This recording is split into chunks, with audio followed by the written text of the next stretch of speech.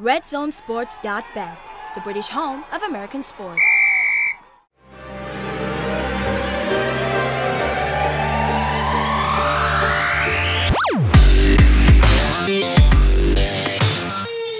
Hello and welcome to the SportsHeads.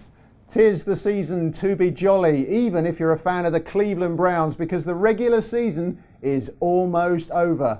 The gloom, for Cleveland at least, is almost lifted. Talking of abject misery, I'm Simon Millen from Lindy's Sports Magazines, and I'm pleased to say we're joined by two very special guests as we take a look through the playbook for this week. Sam Morgan from the Verge magazine, a regular in the studio. And we're also delighted to see Jack Morgan from the Sussex Saxons, a wide receiver for the Saxons. Pleasure to have you in, Jack. Looking forward to it? Yeah, it's great to be here. Thanks. Excellent. Sam, we've come through Always Christmas. Here. Yeah. We've come through Christmas with barely a graze, all of us. We've done well. Let's have a look at the playbook then. It's a bit of a sort of time for reflection, week 17, and we look back on the regular season, etc. What's been your highlight for the regular season?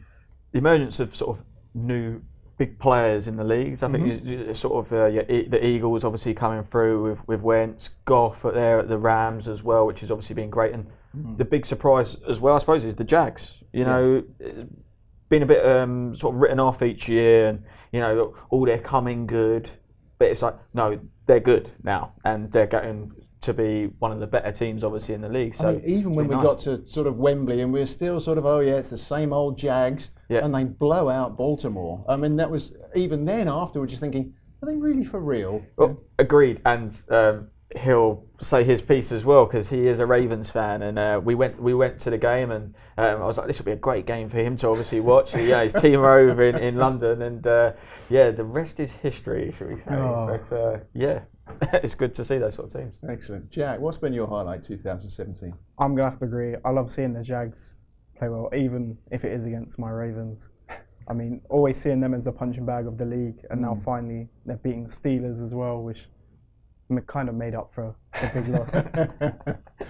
Exactly. It's for me, I think it's the fact that touchdown celebrations have been allowed back in. I mean, I go back years and years when the Icky Shuffle and things like that, and it made the league fun. The Chad Johnsons of this world, Terrell Owens and whatever, they were allowed to do them. They got away with things, and it was great. It was great for the league. It was great for young fans coming in, and I think that's what the NFL are trying to do now. They've suddenly realised that actually we've got to wake up to a younger audience, and something like that. They might not know the rules of the game just yet, but they love the touchdown celebrations. I agree with you, and I think it's been great actually to see some of the players, for instance, like Mark Ingram, actually run, jump up in the crowd, and like you say, bringing that interaction back with the fans again is really good, because it was a bit of a sour note, touchdown, slam the ball and then walk off. That was sort of it, wasn't it, before? There used to be a time whereby they also got fined when they gave the balls to fans. I mean, that seems to me crazy, because it's just such a wonderful thing to see, and young fans getting a taste of their heroes. That's probably one good thing from Cam Newton that that probably did not put him in a lot of trouble, was that he did sort of start that in a way, sort of that interaction with fans, and he did spend a lot of time off the field with them, but obviously whilst he was playing, everyone got a ball each time. So I'm not saying it's all down to him, but I think it sort of stems from seeing that sort of interaction with fans has been great. Fantastic. Okay, what's been the on the flip side of it, I suppose? What's been the biggest disappointment? Let's just start with Jack. Jack, what's been the biggest disappointment, or who's been the biggest disappointment this season? For me, I think it has to be the Cowboys, coming from the 13-3 season with Dak and Zeke looking to get better in their sophomore season, and then with all the confusion surrounding Zeke's suspension, and then it just hasn't come together the way I think everyone really wanted it to, if you're a Cowboys fan. Yeah, that's fair enough. Sam? The Cardinals. It's been disappointing for me this season. I think the biggest disappointment is that when people on the outside can see sort of obvious issues or problems, yet in the camp it never gets addressed through either stubbornness or just the organisation saying, no, we are always just going to stay going this way. David Johnson getting injured was okay. It was like OBJ. You don't know that's going to happen. But the whole sort of quarterback situation for me, sort of, you knew Palmer was one hit away from just breaking. We know he's getting to the age where just one hit and that's it.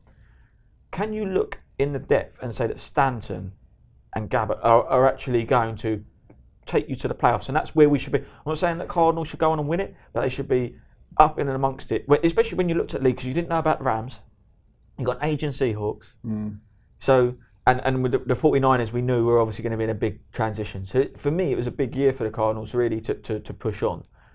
Yet we didn't do that. It took us a long time to get Peterson in. Yep. Like, it was lucky we got Peterson in, because if he had been doing okay, obviously at New Orleans, didn't have the problems there, who would we have gone and got? Kaepernick is a complete different issue, but there is a good quarterback available there who could have probably driven us in the right direction. Yet we're still sitting there with the stubbornness of that. Okay, and he's going to get away with it again. It's like, I don't call for people's heads, so that I'm not really that sort of person, but the Bruce Arians bubble is getting very close to bursting for me. Right. And it's like, that's a big disappointment as a fan, but also just in touch with probably across, I'm sure I'm not the only fan of their own teams where they see a little bit of stubbornness. We've seen it's taken a while, but now the Giants have finally, had their shackles sort of taken off. A new coach will come in and hopefully they'll go in the right direction. But for me, personally, that was a big disappointment. I mean, touching briefly on the Colin Kaepernick situation, there are certain clubs that have needed a good quarterback, a quarterback with, playoff pedigree. I'm a bit, a lot of teams would be reluctant because they're not quite on the cusp. But there was a lot of talent in Arizona, and it's not, it's a winnable division. Yeah. And I just wonder whether or not they should have pulled the trigger on him. 100%. I mean, you're right. There is a lot of talent there. It's a trade-off, isn't it? Because the issues that he brings, all the fan speculation and each time that it gets sort of casted aside, when there's a chance for a new QB to come in, it just creates more sort of turmoil with it. Whereas once he's in, you're going to get the mad rush of and it'll be press conferences galore, and it'll be like. But once.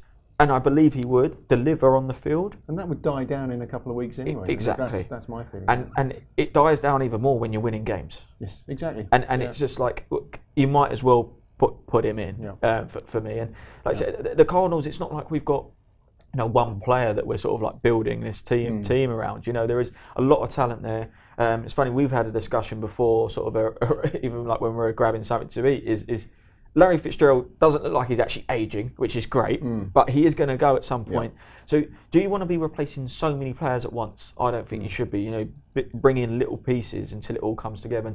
And the defense, losing Calais Campbell was an issue. It's just like you're just putting more and more holes in the team. But while there's options there, take them. It's a big hole to fill. Yeah, it's a very big hole to fill. But it's because you don't want to get to a point where people like Peterson are sitting there. You want to be Patrick Peterson sitting back in your career going, you were the best cornerback during this time period. Did you win anything? No. He doesn't want to be that player. So I'm wary that that happens. But you're happy now? You've had your rant. I've had my rant. Good, excellent. That's that Bruce one. Arians. Yeah. Jack, your feelings on Colin Kaepernick? What's your thoughts on him and how I think as a football team, the most important thing has to be winning, because that's the goal. Is the Super Bowl every time. And if you're losing your starting quarterback and your backups maybe not the caliber you should be if you're a playoff team, then Colin Kaepernick, he's been there. He's been to the Super Bowl, so he knows what it's like. He can lead a team. Yeah. I think all this stuff surrounding it, people will get over it if you start winning. I just love people who make a good point, and he's done that. He's raised an issue that needed to be addressed. Yeah. For me, the biggest disappointment of the year is the Cleveland Browns. Surprisingly, they a 1-15 record last year. They haven't progressed from that. But rays of hope. I do see rays of hope. We say this every year with Cleveland, of course. Rays of hope. They brought in Jimmy Haslam has brought in John Dorsey he was. Jettisoned by Kansas City back in June, July last year. Basically, he's a great talent evaluator. He might not be the most organised GM. I think that was the knock on him, but he's a fantastic talent evaluator.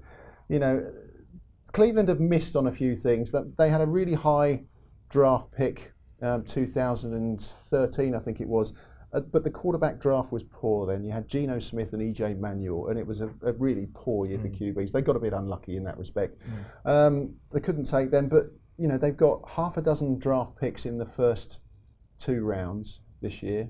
They've got probably pick 1, pick 5 in the upcoming draft. They can get a decent quarterback. Josh Rosen looks as though he's on the cards. You look at what Dorsey's done at Kansas City. I mean, he was responsible for the likes of Tyreek Hill coming in. They traded for Alex Smith. And it wouldn't surprise me, in all honesty. They might even take a veteran to mentor one of these young quarterbacks that they're taking. They've got 100 million almost in cap space.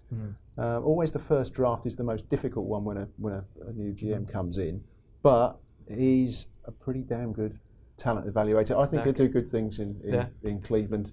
So hopefully there are shoots of revival very, very soon for you poor, long-suffering Cleveland Browns fans. Same conversation each year, but good luck to them. We hope so. We hope so. Give them a bit of hope. Yeah.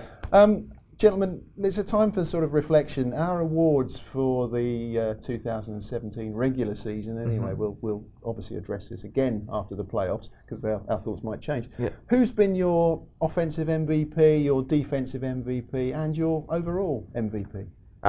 For me, offensive. I like to get away from the obvious sometimes. But DeAndre Hopkins for me at the Texans. Yeah, good shout.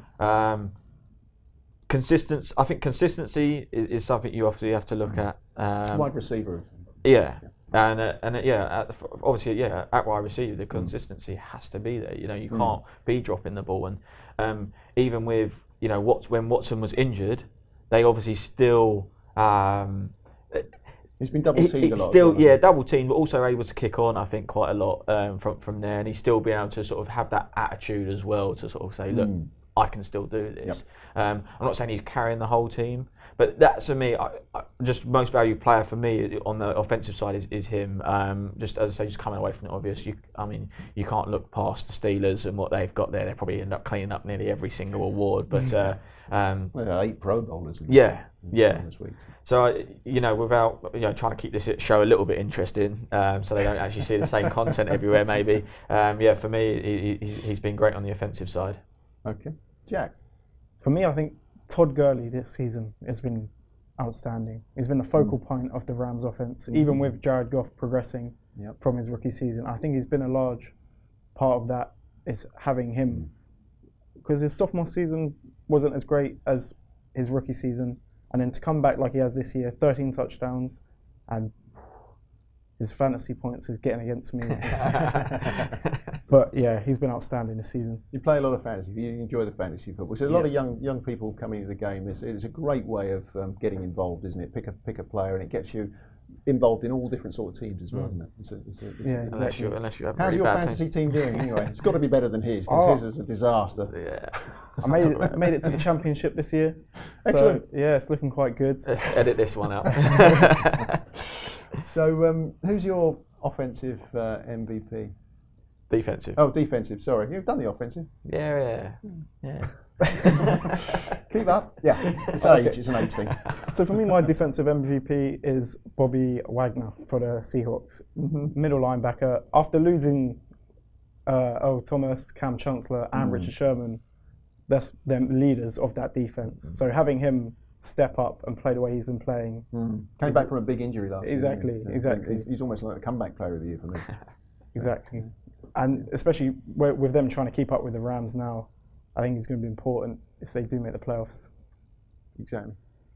Another person that's probably stepped up, he's always been there. I've mentioned him already. I'll do it again. It's Calais Campbell. Right, yeah. What a dynamic that's added to the Jags.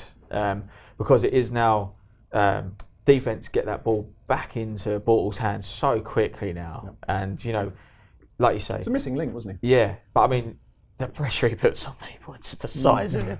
It's crazy. But like I say, going back to sort of what the biggest highlight was, is seeing these obviously teams obviously coming up. You mentioned there sort of the Rams as well. Yeah. Is with the Jags. Someone like him, he has been one of those reasons. Sort of some pieces have now come together. He's also a leader in the locker room. I mean, you go back to the biggest highlights of the year was actually meeting him seriously in the locker room after that Baltimore game.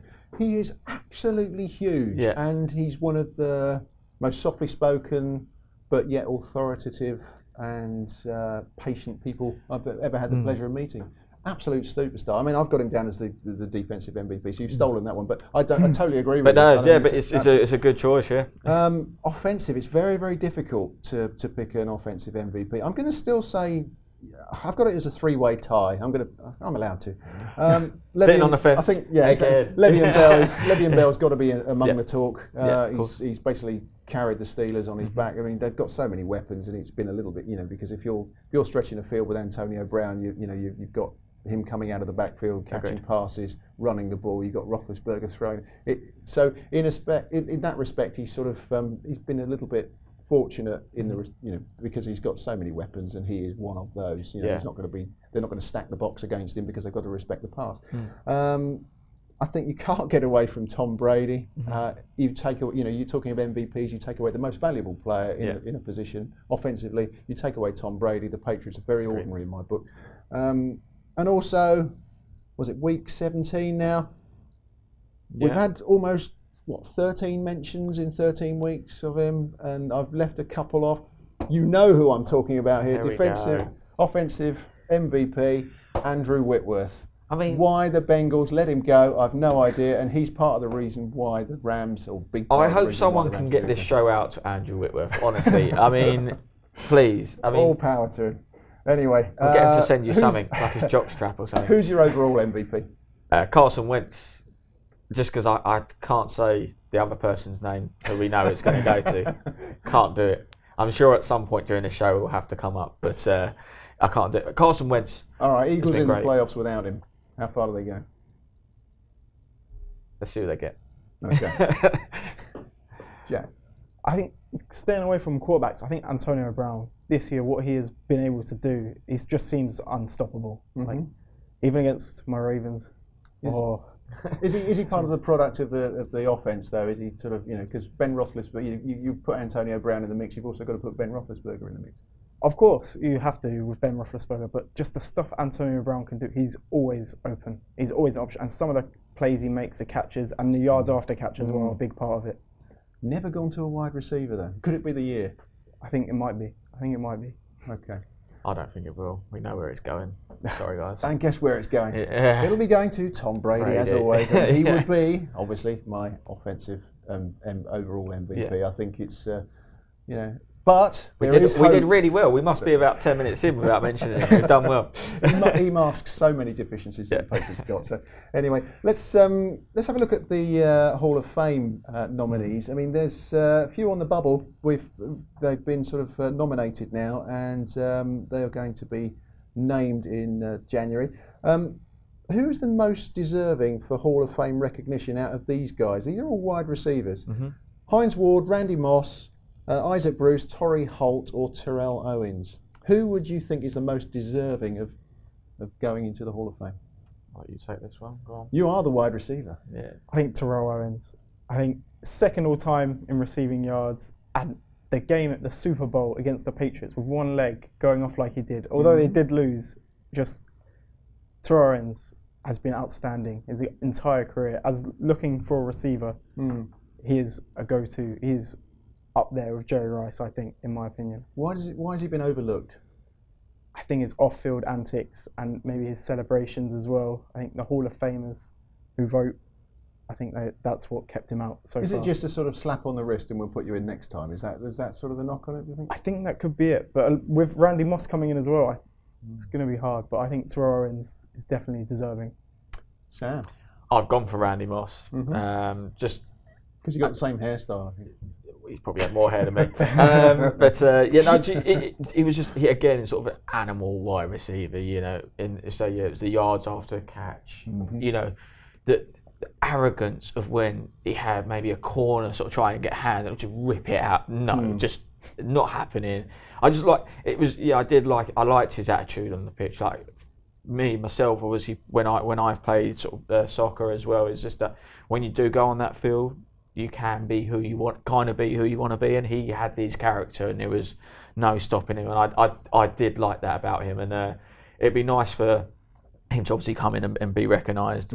Although, okay, we're seeing the likes of like Larry obviously sort of overtake him in the yardage, but I still think he has to be recognised. But that list, I mean, is pretty impressive, isn't it? Yeah, Obviously, I mean, it's quite a conversation we had, which the only reason I probably like Terrell Owens to obviously get it is, funny enough, when we've met him and Torrey Holt at the same time, and managed to pick up signatures from the pair of them, which is great, which is all nice and framed on a nice sort of Rams memorabilia. So that could be a nice bit of memorabilia for the pair of us if they do obviously both end up in there. I think you've got to mention Torrey Holt. I mean, and Isaac Bruce. I mean, Isaac Bruce is 5th all time in that list, and is not far behind the other guys. I mean, Randy Moss is 4th all time, 15,292 odd yards, something like that. I mean, it's that they're all, for me, you can put one over the other. I mean, Hines Ward has carried Pittsburgh for years and years. Yeah.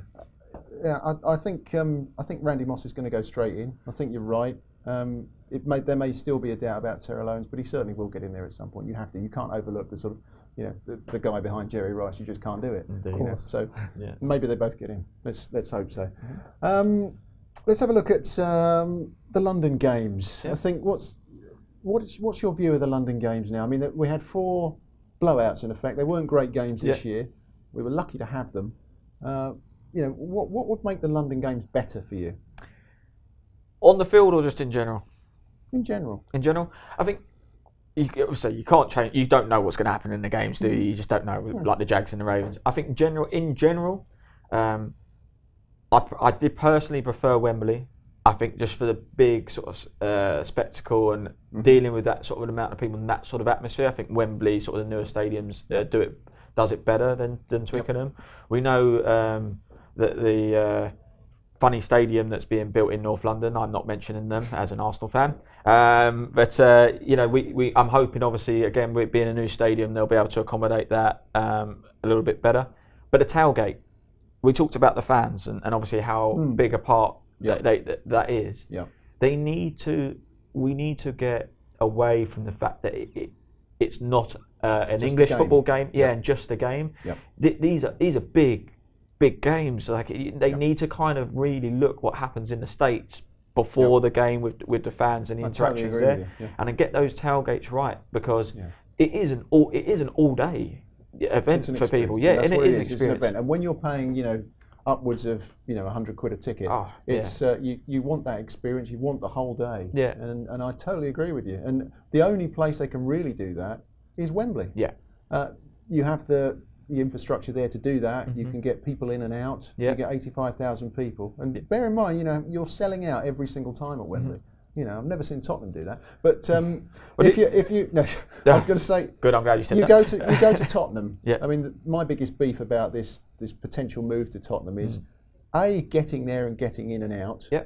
B, is the tailgate, and it's a bit of a schlep from the middle of London to Tottenham. It's never been it's not the greatest area. It's not the greatest showcase.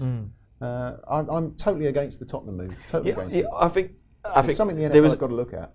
Agreed. I think without sort of going too much onto sort of the soccer side, is at the end of the day, it was an opportunity for Tottenham to get what they wanted. Sure. So that's why they kind of put peace out there, and obviously with the London Mayor obviously put. But then you've also, you've got another option of taking it to the London Stadium, which is West Ham's home ground. Of course. I mean, in fairness, I'd actually think they'd be better off to try and get more people in, and bearing in mind this country in Wales, for me, are a big rugby sort of culture. They'd probably buy into sort of the NFL a bit more. Is probably look at the Millennium Stadium. It is one of the newer stadiums, and they probably have, again, the infrastructure to. They've certainly got the space around it for the tailgate. For the tailgate, and it's like come away from the stadium a little bit. Yep. In terms of the actual, it is what is on the outside. It's the fan experience. Because if you actually, anyone that's lucky enough to obviously go down to London like the day before and actually sort of being around it there and actually see the fan tailgate there, it's really good. Yeah. But you could do that on game day. Yeah. And there is room to do that at Wembley. I mean, if they got it right, that walk into the stadium is amazing anyway. That water event, and if you could start the tailgate from there and then into the big open space that they have, it is perfect. And it's never. I don't think we maybe the first game we went that they did it. It was a little bit. You can see there was teething problems, but that very next game we got there and we're like, wow. And we really enjoyed it, and it was like when we got to Twickenham, it was very much like a bit of a lull, wasn't it? And I'd like to see more merchandise stalls as well. That's the other thing, because you queue for hours and hours trying to get the merchandise. I think there's something the NFL needs to address as well, is get more merchandise, because people will wear it. It's the brand, you know. It grows the whole thing. Yeah, agreed. Jack, we've rambled on. We've hardly given you a lick today. I think the food. I mean, there's great food there. You said food. Food, the Americans love you. They hate British food. They've got this big thing about, British food's dreadful. Tell us about the food. When we first went, the variety of food was great, and it was open from when we got there. We got there, I don't know, 12. Yeah. And the game wasn't until 6. But nowadays, if you get there at 3, the food will be closed in preparation for the game. Right. So you get there at a reasonable time, and the food's closed. All you can get is the. It's coming back to the fans bit though, because it's like that to me smells of let's get our money in the stadium. Corporate greed, isn't it? It is, and it's like just come away. Think of the fan. You'll be better off. You'll be better off. Experience long term. 100%. Exactly. Well, I still think they're going to have to. There's a couple of things that I want to sort of see. Is you talk about the fan experience. In this country, we allow betting, and it's legalised, and that's where America have got to go, obviously. I like the fact that you should be able to have a bet in the stadium, whether the NFL like it or not. It's going to come. They're going to have to go. Why not try it over here? Why not trial it over here? And you'll find it's not a bad thing. You know, you can have a bet at the stadium. People like a bit of cash. They don't all necessarily want to do stuff on their phones, which they can do anyway nowadays. But I'd like to see in-stadium betting. I also want to see U2 or Bruce Springsteen performing. Actually, Madness were really good when I went to see them. That was fantastic. We did say fan interaction, right? And we did also say about the young fans coming in. No. No. The trouble is, with young fans, you've got no taste in music. There you are. U2 or Springsteen. Wow, we've just lost a lot of viewers. Cheers, Simon. That's all right. I'm an old guy now. So. Also, there's the Carolina franchises up for sale as well. Yes. Is that a possibility? God, dangerous for what I say next. The NFL needs to play catch up with the rest of the world in terms of how we all think. If they open it up a little bit more, you could see a younger owner coming in. We know that P. Diddy has put his name out there and all over social media for it.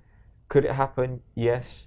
But we do know there is a secret society somewhere that will decide whether he gets a look in at that. Yeah. I think it would be great for the sport to have that, and it would show that the NFL is moving forward.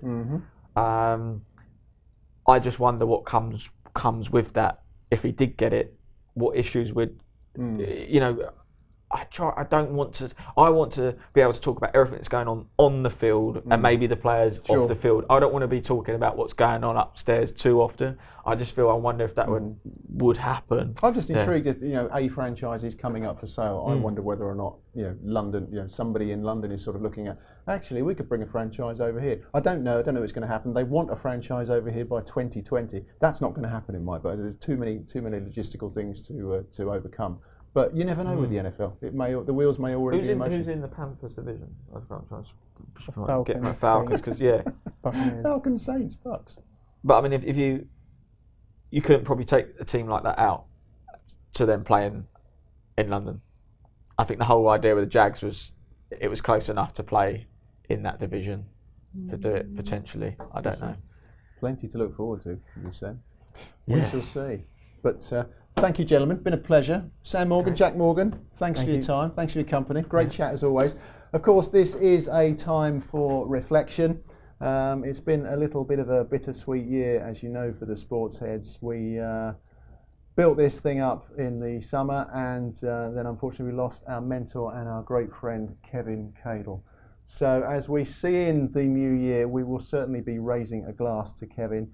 But he would have been proud of this legacy, and we will obviously continue in the new year, and we do have some very exciting things planned which we'll be telling you about in the next few weeks. But until then, it's the playoffs, it's a new season, new hope, even for you Cleveland Brown fans. We're the Sports Heads, we'll see you again soon, bye-bye.